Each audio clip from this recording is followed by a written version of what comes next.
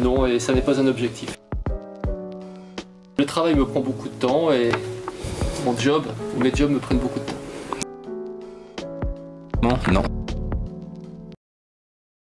Mais pas du monde. Il vaut mieux muscler du cerveau que...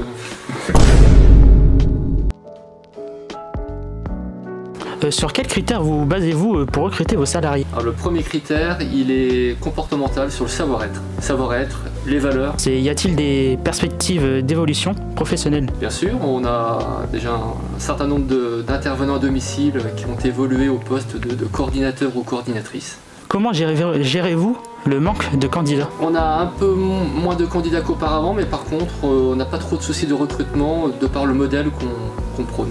Y a-t-il une procédure en cas d'urgence? Un bénéficiaire malade ou un accident? Alors selon la gravité, les pompiers, le SAMU, un médecin, le médecin traitant, l'agence, tout dépend de la gravité de ce qui s'est passé. Existe-t-il un suivi psychologique? Bien sûr, il y a un numéro vert qui est mis à disposition par le groupe auquel nous sommes rattachés, chez WeCare, et il est à disposition de tous les salariés.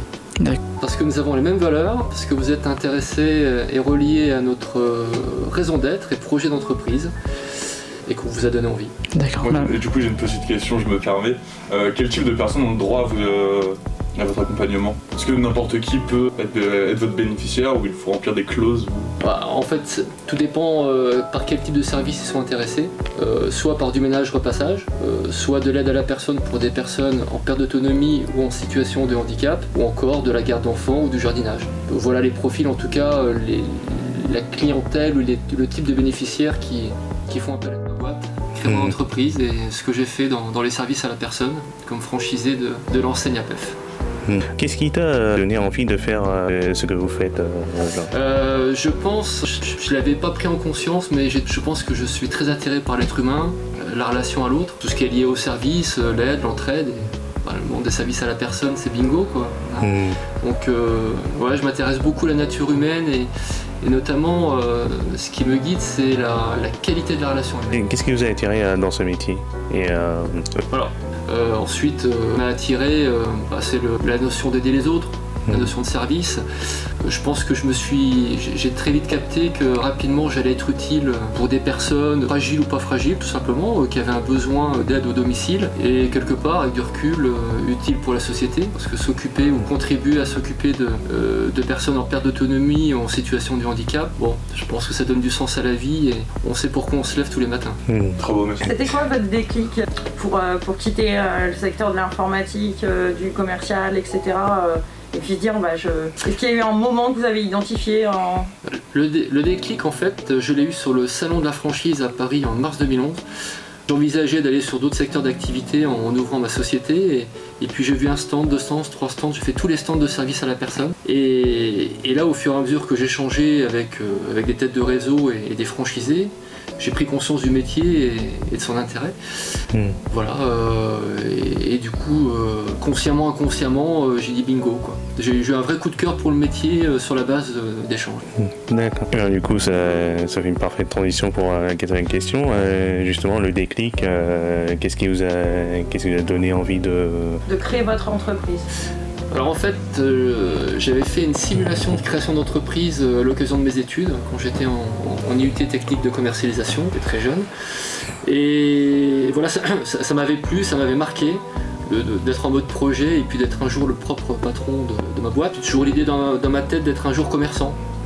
Commerce, mais sans de but précis ou sans secteur d'activité précis. Et puis ça s'est fait un peu de hasard, même si je pense qu'il n'y a pas de hasard dans la vie. Et voilà, ça s'est fait comme ça. Je pense l'envie qui n'était pas obsessionnelle, mais en tout cas l'envie un jour de créer mon entreprise. Et ça, c'est super chouette. Ça a toujours été exaltant, ça l'est encore aujourd'hui. Et je suis plutôt fier de ça. Et ça change tous les jours, pour plein de bonnes raisons, ou de mauvaises quelquefois. Mais en tout cas, je m'épanouis beaucoup en tant que chef d'entreprise. D'accord. Question suivante. Quels sont les moyens que vous avez mis en place pour que vous puissiez atteindre? Un peu d'argent, beaucoup d'envie, énormément de pugnacité et de résilience. Question suivante. Quels sont par exemple les obstacles, les difficultés que vous auriez pu... Les difficultés sur la route de votre prise de conscience à maintenant? Alors, les difficultés, il y en a eu énormément. apprendre le métier, le maîtriser. Difficultés financières au début, on a eu un démarrage d'activité très faible, j'ai perdu beaucoup d'argent. J'ai d'ailleurs attendu 3 ans avant de me verser mon premier salaire. Tout l'argent que j'avais sur mes comptes, c'est parti pour renflouer l'entreprise sur un premier bilan qui était catastrophique. Donc pas de rémunération pendant 3 ans, un peu de Pôle emploi, mais toutes mes économies, ça a été des vrais choix. Mais je sentais qu'il y a un truc qui se faisait, et j'ai toujours cru. Et voilà, donc il y a eu comme eu les difficultés financières. Quelquefois les moments de solitude des chefs d'entreprise, où il y a la trésorerie, où il y a des difficultés, à l'environnement qui change, comme la crise sanitaire, le Covid, quelquefois même la crise de croissance et même la crise quelque part du métier avec l'absentéisme, le turnover. J'ai d'ailleurs failli tout arrêter il y a 5 ans parce que c'est un métier qui donne beaucoup de sens à la vie mais qui en même temps est très compliqué en termes de gestion humaine de par l'absentéisme qui est récurrent dans le métier mais aussi le turnover qui complique beaucoup de choses. Du coup vous avez régulièrement et dans les équipes de coordination, les équipes terrain, un mal-être et une qualité de vie au travail qui n'en est pas toujours une. Et moi j'ai failli tout arrêter parce que j'ai frôlé le burn-out à 2 ou 3 reprises en faisant un peu le pompier dans l'entreprise. Et en fait j'ai un confrère avec qui j'ai changé et qui lui a commencé à transformer son entreprise sur un autre modèle, un modèle dit libéré. Et j'ai pris ce chemin-là il y a 5 ans. Et ça a tout changé pour l'entreprise. On a remis l'église au centre du village, c'est-à-dire qu'on a remis l'être humain au centre de tout. C'est pas que l'entreprise n'était pas humaine, mais en fait, on avait un mode de fonctionnement qu'on appelle pyramidal, vertical, et qui créait, sans que j'en sois conscient à cette époque, qui créait tout le mal-être, qui créait l'absentéisme, une qualité quelquefois un peu limite. Et en tout cas, ça a tout changé.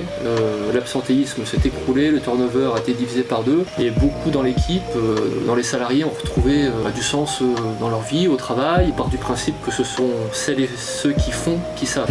Voilà. Et le manager, l'équipe encadrante, elle est au service des équipes terrain, des auxiliaires de vie qui sont organisés aujourd'hui en équipe autonome, où les aides ménagères en autonomise un maximum, on leur fait confiance dans un cadre sécurisé et tout ça, ça a chamboulé l'entreprise dans le bon sens. Ça a vraiment changé de paradigme et ça c'est super chouette à partager parce que plus qu'une entreprise, ça a changé les gens, la relation qu'on a et c'est plus la même entreprise. J'aime bien le partager. Il y a 5 ans, j'étais fier de la croissance, du chiffre d'affaires, du nombre de salariés, un peu lié à l'ego du chef d'entreprise. Bon, la fierté de faire du volume, voilà. Et ma fierté, c'est d'avoir transformé l'entreprise, transformé les gens qui y sont, dans leur posture et dans leur joie et le désir de travailler dans ce métier, quoi. Ma vraie fierté, c'est ça. Et en soi, moi, ça m'a changé. Et une dernière question. La leçon que vous pouvez en tirer de tout votre parcours depuis 5 ans. Vous deviez retenir qu'une chose, un message à faire passer. Un message, c'est que je pense que dans notre métier, dans beaucoup de métiers, ce qui crée du mal-être ou de la souffrance au travail, c'est pas tant que les gens sont mauvais ou ont envie de mal faire, c'est que ce sont nos organisations qui maltraitent les individus. Ça, c'est quelque chose de hyper marquant que j'avais pas capté il y a 5 ans, peut-être dans un autre modèle. Et ça, c'est une sacrée prise de conscience. Comment décririez-vous votre travail ? Faut aimer son métier, quoi. C'est multitâche, hein. On n'est pas que auxiliaire, on est assistante sociale, psy. Je pense que c'est pas trop dur à vivre au quotidien. Faut être armé mentalement. Hein. Pour vous, c'est pas tout le monde qui peut faire ce métier. Si, il faut avoir de l'empathie, il faut aimer les gens. Moi, j'ai déjà une formation d'APH, d'agent de propreté d'hygiène, plus une formation d'ADVF, d'auxiliaire de vie aux familles. D'ailleurs, pourquoi avez-vous choisi ce métier ? Par hasard. J'ai commencé comme aide ménagère et j'ai senti que je pouvais apporter plus de choses aux gens. Bon, de mon point de vue, ça doit être gratifiant, justement, comme vous dites, d'apporter quelque chose aux gens. Oui, c'est gratifiant, mais... Est-ce que vous utilisez du matériel ? Ça dépend des bénéficiaires et des pathologies. Selon vous, quelles sont les qualités nécessaires pour exercer ce métier ? Faut avoir l'humanitude, l'empathie, faut aimer les gens. Comment résumeriez-vous votre métier en 3 mots ? Je sais pas, faut aimer les gens tout simplement, faut aimer donner sans attendre leur retour. Merci à vous.